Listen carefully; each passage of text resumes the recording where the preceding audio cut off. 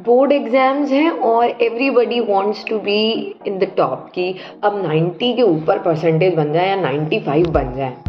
लेकिन पता क्या, अगर आपको 90 के ऊपर या 95 के ऊपर या बहुत अच्छे परसेंटेज बनाने हैं तो आपको इस बात का ध्यान रखना है कि आपके इंग्लिश हिंदी जैसे सब्जेक्ट में मार्क्स बिल्कुल भी कम नहीं आने चाहिए, मतलब बिल्कुल भी नहीं। अगर it is of 80 marks then you should score 70-75 plus.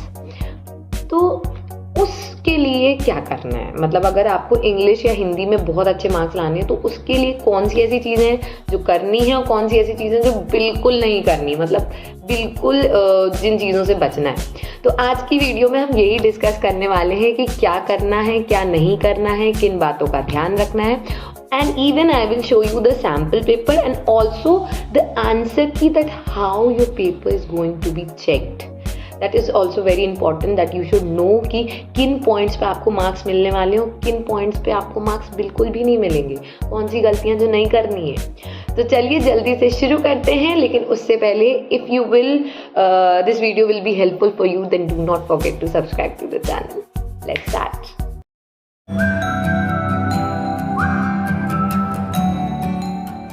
चलिए, ये आपका सैम्पल पेपर है जो कि सिमिलर है आपके एग्जाम में जो पेपर आने वाला है उसके, CBSE की साइट पे भी अवेलेबल है।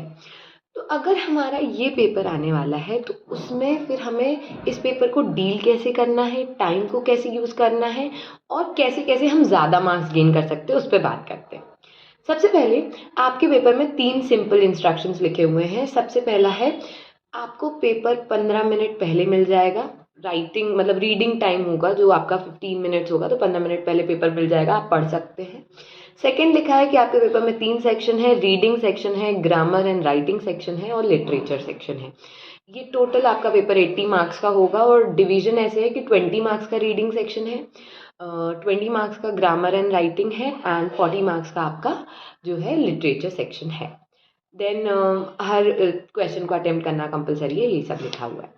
तो देखिए, हमको सबसे पहले क्या करना है और कैसे मार्क्स ज़्यादा आ सकते हैं।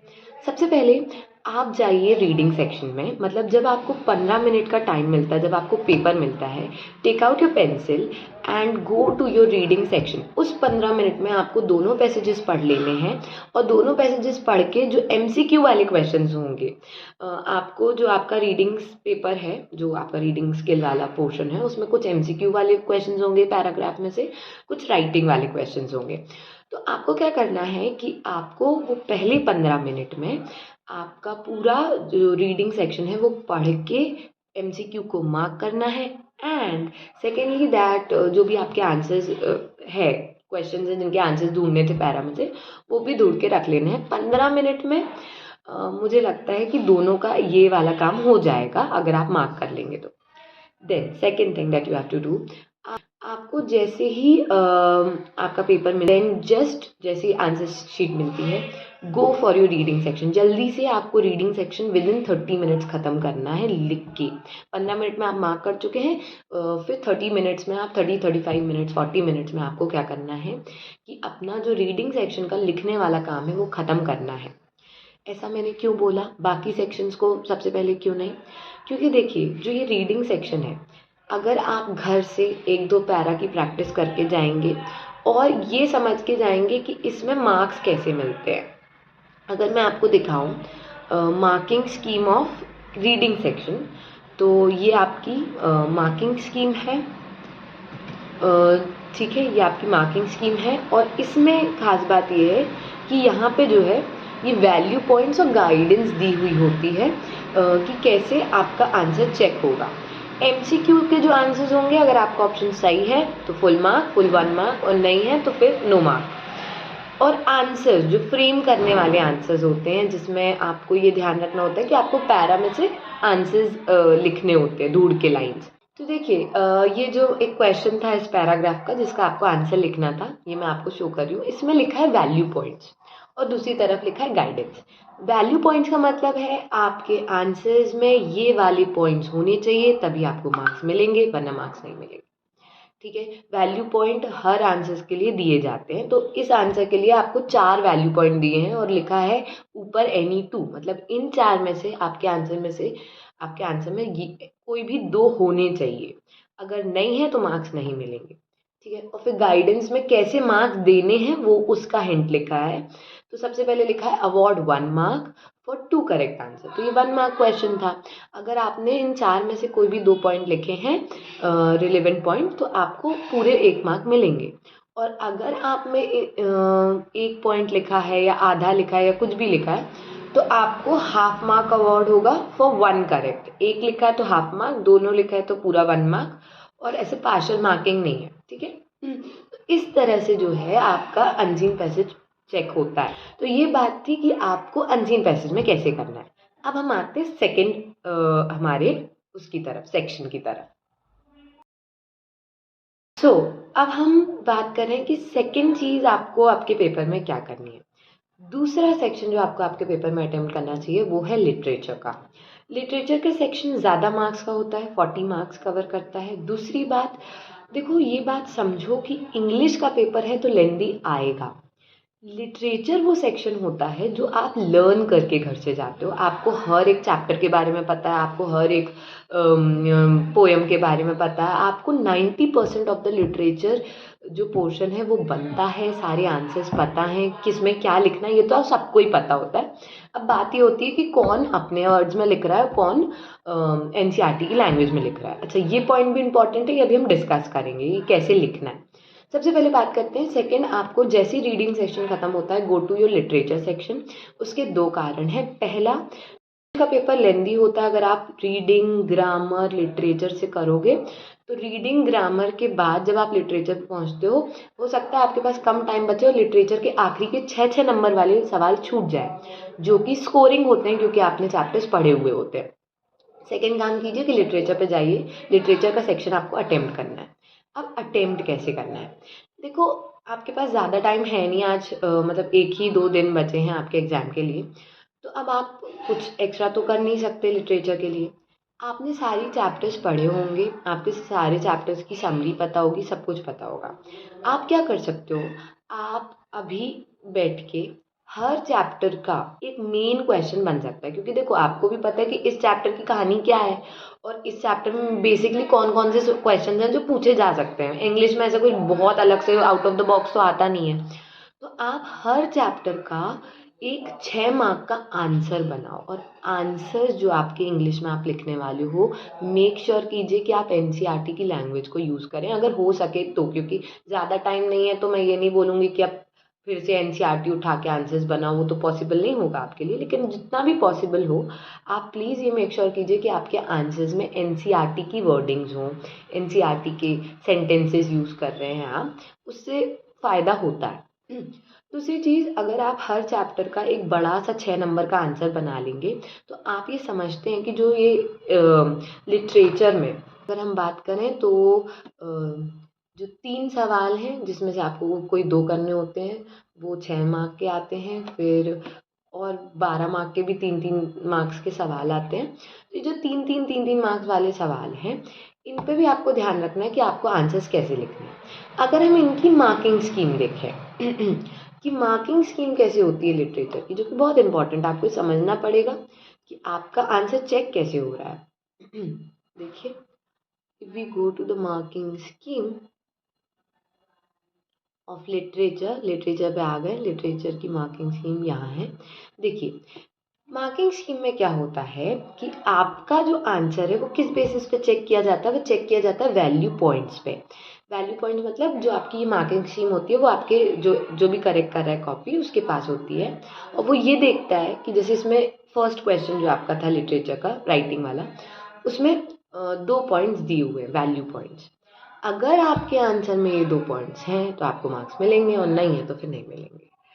यहाँ पे गाइडेंस भी दी हुई है, उसमें लिखा है award 2 marks for inclusion of any 1 point with explanation. अगर 2 मार्क्स देना है, अगर 1 पॉइंट और पूरा एक्सप्लेनेशन है।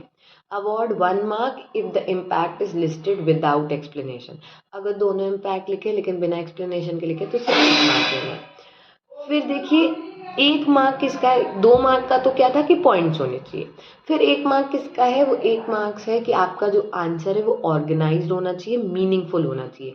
ऐसा नहीं कि अपन ने बस पॉइंट्स लिख दिए, नहीं, आपका आंसर शुरू से आखिरी तक मीनिंगफुल होना चाहिए, वेल ऑर्गेनाइज्ड होना चाहिए, उसमें यूसेज ऑफ वर्ड्स, ग्रामर सही होनी चाहिए।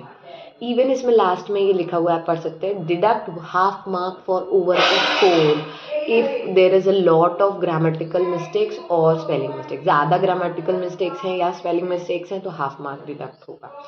तो इस तरह से जो होते हैं ना हमारे आंसर्स चेक होते हैं। और हम देख लेते हैं कि 6 मार्क्स वाले आंसर्स कैसे चेक होते हैं। आप देख सकते हो किसी भी आंसर को अगर आप देखो, जैसे ये भी एक क्वेश्चन था, वैल्यू पॉइंट्स हैं, ये वैल्यू पॉइंट्स अगर आपके आंसर्स में होंगे तो आपको मार्क्स मिलेंगे और नहीं। अच्छा, एक सवाल जनरेट होता है, मैम ये वैल्यू पॉइंट्स मतलब क्या? देखो, ये वैल्यू पॉइंट्स का मतलब है, ये बेसिकली उस आंसर का कॉन्टेक्स्ट है कि ये वाली बात इस आंसर में होनी चाहिए, ये लाइंस उसमें होनी चाहिए। और ये लाइंस अगर आप ध्यान से पढ़ें तो आपने एनसीईआरटी पढ़ी है, सारी लाइंस एनसीईआरटी की ही हैं, ये पॉइंट्स एनसीईआरटी से ही हैं क्योंकि अब चैप्टर ही एनसीईआरटी से था।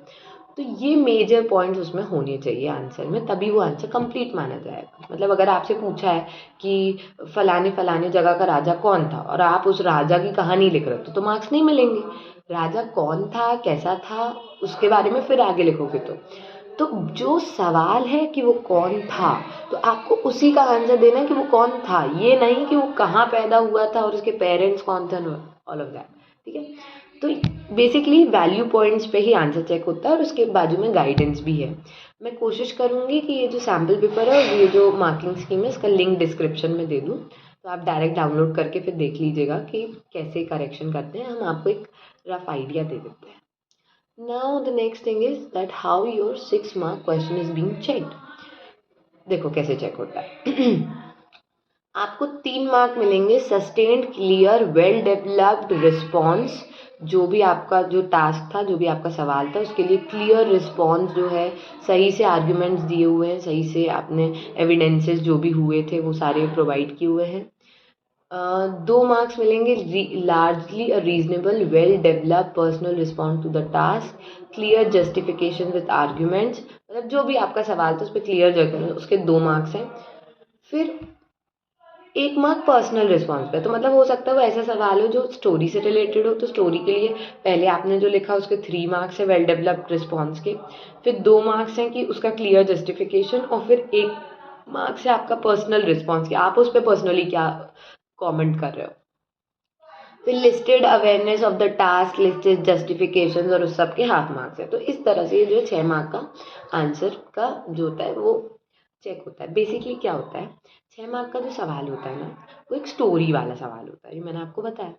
तो उसमें ना आपको शुरू शुरू से करना पड़ता है कि दिस इज दिस, उसका बैकग्राउंड शुरू का स्टोरी का, फिर मेन आंसर कि वो सवाल क्या था उसका मेन आंसर, फिर आपका पर्सनल टच जो, क्योंकि उसमें पूछा ही जाता है what do you think and all of that, and फिर you will end the answer. So it should be in the word limit 100 120, उतना तो होना ही चाहिए, और ये पूरा सब कुछ उसमें होना चाहिए। आप प्लीज़ मार्किंग स्कीम से एक बार चेक कर लीजिएगा, इस तरह से आपको जो है ये वाला काम करना है। ओके, अब बढ़ते हैं कि ग्रामर को कैसे डील करना है। Now the third section is of grammar. अच्छा, आपके मन में एक सवाल हो सकता है कि थर्ड में ग्रामर ही क्यों करना है, ऐसे क्यों नहीं कर सकते कि मतलब रीडिंग सेक्शन, ग्रामर और फिर लिटरेचर। देखो, उसके दो बहुत इंपॉर्टेंट जवाब हैं। सबसे पहला, पेपर लेंदी होगा तो लिटरेचर जो होता है वो ज़्यादा टाइम टेकिंग होता है, अगर आप उसको लास्ट में करोगे तो चांसेस हैं कि वो छूट जाएगा। दूसरा, लिटरेचर ज़्यादा मार्क्स का भी होता है ग्रामर से। अगर लिटरेचर छूटेगा इन कंपैरिजन टू ग्रामर, तो लिटरेचर में क्या होगा कि आपके मार्क्स जा चले जाएंगे। आप खुद सोचिए, ग्रामर और लिटरेचर 40 मार्क्स 20 मार्क्स, तो क्योंकि 40 मार्क्स का है तो उसको पहले करना चाहिए ताकि ये छूटे ना। दूसरा, grammar is something that you have not studied. ठीक है, आपने पढ़ा नहीं है, देन एंड देयर आपको बनाना है, मार्क्स मिल भी सकते हैं, मार्क्स नहीं भी मिल सकते हैं। और हम सब जानते हैं किसी सेक्शन में मार्क्स कटे ना कटे, ग्रामर में मार्क्स कटते ही हैं, सबके ही मार्क्स कटते हैं। तो आप खुद सोचिए, एक वो सेक्शन है जिसमें आपके मार्क्स कटने ही हैं, ग्रामर में कटते ही हैं, नॉर्मली सभी के कट जाते हैं। लेकिन लिटरेचर ऐसा सेक्शन है जिसमें मार्क्स अगर आप अच्छे से प्रिपेयर करके जाते हैं तो कटने के बहुत कम चांसेस हैं। इसलिए पहले रीडिंग सेक्शन कीजिए, तो 20 में से अगर आप 20 भी मान लें या 15 मान लें अपन, और 40 मार्क्स का जो आप लिटरेचर कर रहे हैं, अगर 40 में से अपन 35 मान लें, तो 15 और 35 तो ये सिक्योर हो गए आपके। ठीक है। फिर उसके बाद आता है 20 मार्क्स का ग्रामर। हम बहुत कम एवरेज लिमिट लेके चल रहे हैं। अगर आप अच्छे से करते हैं तो 20 on 40 on 40 भी आ सकता है, मतलब 60 मार्क्स आपके सिक्योर हो सकते हैं। फिर हमारे लास्ट 20 मार्क्स पे, लास्ट 20 मार्क्स में से पहला 10 मार्क्स है आपका कंप्लीट द सेंटेंस, और ये जो ग्रामेटिकल चीज़ें हैं ये फर्स्ट 10 मार्क्स में पूरा ग्रामर है। तो वो तो ऐसा है कि आपकी जितनी अच्छी ग्रामर होगी, जितना अच्छा आपका प्रैक्टिस होगा, ये वाला सेक्शन 10 मार्क्स का आपसे बनेगा। नहीं तो इसमें से एवरेज आपको 5 तो मिल ही सकते हैं। फिर बात आती है क्रिएटिव राइटिंग स्किल की, जो कि 10 मार्क्स का होगा, जिसमें 2 क्वेश्चंस होंगे। एक क्वेश्चन जो हमें दिख रहा है वो है, अभी जो हमें क्वेश्चन दिख रहा है वो एक लेटर का है, और दूसरा क्वेश्चन जो हमें दिख रहा है वो है कि आपको पैराग्राफ लिखना है। ऑप्शंस भी होंगे, आप अपने हिसाब से चूज कर सकते हैं। लेकिन आपको ये समझना होगा कि ये जो क्रिएटिव राइटिंग वाला आपका पार्ट है, इसमें 10 मार्क्स में से ज़्यादा मार्क्स कैसे गेन कर सकते हैं। पहले 10 मार्क्स तो आप ही के ऊपर है, जैसे आप पढ़ के जाओगे वैसा बनेगा। ये 10 मार्क्स जो है ना, इसका आधा हिस्सा अपने हाथ में है। जैसे सबसे पहला क्वेश्चन है 5 मार्क का लेटर, तो अब इसको कैसे डील करें। अगर आप देखें, ये जो मार्किंग स्कीम में मैंने लेटर खोल के रखा है, आप इस लेटर को देखिए। इसमें क्या है, इसका एक फॉर्मेट होता है लेटर का। लेटर का फॉर्मेट अगर आप ध्यान से देखो तो उसमें कुछ चीज़ें जो आपको बिल्कुल मिस आउट नहीं करनी है। क्या है वो चीज़ें? सबसे पहले फॉर्मेट में आता है सेंडर्स एड्रेस, पूरी तरह से मेंशन होना चाहिए। फिर आता है डेट। डेट की खास बात यह है कि जब आप लेटर में डेट लिखते हैं तो वो पूरी तरह से होती है 29 अगस्त 2022 या 21 मार्च 2023। आप ऐसे डेट लिखेंगे पूरा पूरा कंप्लीट। आप ऐसे नहीं लिख सकते 29/3/2013 या 2020-23, कुछ भी। ये स्लैश करके डैश करके ऐसे नहीं लिखना है, कंप्लीट जैसे इसमें लिखा हुआ है वैसे लिखना है। फिर उसके बाद रिसीवर्स एड्रेस, द एडिटर करके वो, फिर सब्जेक्ट, फिर डियर मैडम। फिर उसके बाद इस लेटर में आती हैं 3 इम्पॉर्टेंट चीज़ें। सबसे पहले आता है इंट्रोडक्टरी पैरा। मतलब जब आप लेटर शुरू करते हो, कोई भी लेटर हो, उसका जो फर्स्ट पैरा होता है वो इंट्रोडक्टरी होता है, यानी कि आप शुरू कर रहे हो उस लेटर को। तो अगर आप लेटर लिखने की प्रैक्टिस कर रहे हैं तो आप वो फर्स्ट पैरा अपने लिए फ्रेम कर लीजिए कि आप पहला पैरा कैसे शुरू करोगे। जिसमें this is with reference to the posters bearing the message of crash diet, और ये सब करके ऐसे लिखा है। तो आप पहले पैरा की इनिशियल लाइंस किसी भी लेटर के लिए प्रिपेयर कर सकते हो, या अगर आपको लगता है कि 4 तरह के लेटर है तो चारों तरह की इंट्रोडक्टरी लाइन कैसी होनी चाहिए ये आप प्रिपेयर कर सकते हो। फिर उसके बाद सेकंड पैरा आता है जिसमें आपका कंटेंट होता है, जिस बारे में वो लेटर था वो, तो वो तो एग्जाम में देन एंड देयर ही होगा। फिर आता है लास्ट पैरा। लास्ट पैरा क्या होता है, जब आप एंड कर रहे होते हो इस लेटर को, और इस पैरा में होता है I hope that the publisher will acknowledge my concern towards the problem and will take some action regarding it और वट एवर। सो आप क्या कर सकते हो, आप लेटर का फॉर्मेट सही रख सकते हो, उसके बहुत मार्क्स होते हैं। आप जब लेटर लिख रहे हैं तो उसका स्टार्टिंग का पैरा और एंडिंग का पैरा प्रिपेयर कर सकते हो, एक नॉर्मल जनरल सा जो हर लेटर में लिखा जा सके। और जो सेंटर का पैरा होगा वो देन एंड देयर आपको लिखना है। और फिर लास्ट में कैसे एंड करते हैं, योर ट्रूली, और फिर वो साइन और नाम हो जाए। तो आप कुछ 10-12 लेटर्स देख के जाइए ताकि आपको लेटर में कम मार्क्स ना मिले। लेटर में मार्क्स अगर आपके कटे हैं तो वो जो सेंटर वाला पैरा था, जो देन एंड देयर वहीं लिखना था, उसमें कटने चाहिए। फॉर्मेट में और इंट्रोडक्शन में और एंडिंग में यहाँ सब नहीं कटने चाहिए।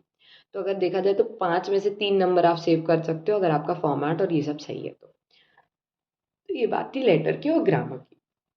देखिए, अगर आप रीडिंग में अच्छे से करते हैं 20 मार्क्स, लिटरेचर अच्छे से लर्न करके गए हैं, अच्छे से आंसर फ्रेम करते हैं और पूरा कंप्लीट करते हैं, तो मैं आपको ये बोलती हूँ अगर आपकी लिटरेचर बुरी भी थी तो आप 30 तो स्कोर कर ही लोगे। ठीक है, 30 तो आप स्कोर कर ही लोगे। इसमें से अगर आप एवरेज स्टूडेंट की बात करें, 15 वहाँ, 30 यहाँ, 45 हो गया। ठीक है, 45 तो ये हो गए, और फिर आपके 20 मार्क्स हो गए किसके। मैं बहुत एवरेज स्टूडेंट की बात कर रही हूँ, जिसके कम से कम मार्क्स की बात कर रही हूँ। और अगर आपको ग्रामर में भी 15 ही मार्क्स मिलते हैं तो भी आपके 60 अप्रॉक्स तो चले जाएंगे। मैं एक एवरेज स्टूडेंट की बात कर रही हूँ। अगर आप थोड़ा सा एक्स्ट्रा मेहनत करते हो और अच्छा करते हो, 20 marks reading skills, 35-40 marks literature में मिल जाते हैं, क्योंकि वो लर्निंग का है, लिखने का है ये। और अगर ग्रामर में कटते भी हैं तो 20 में से अगर आपको 15 भी मिलते हैं तो 60 70 75 तो ऐसे ही हो गया। है ना। तो make sure that you do your paper well. और जो मैंने आपको टिप्स दी हैं प्लीज़ ध्यान रखिए, टाइम आपको बचा के चलना है, पेपर लेंदी आएगा। फॉर्मेट सही रखिए, आंसर्स लिटरेचर पे ज़्यादा ध्यान दीजिए, वो आपको ज़्यादा मार्क्स गेन कराएगा।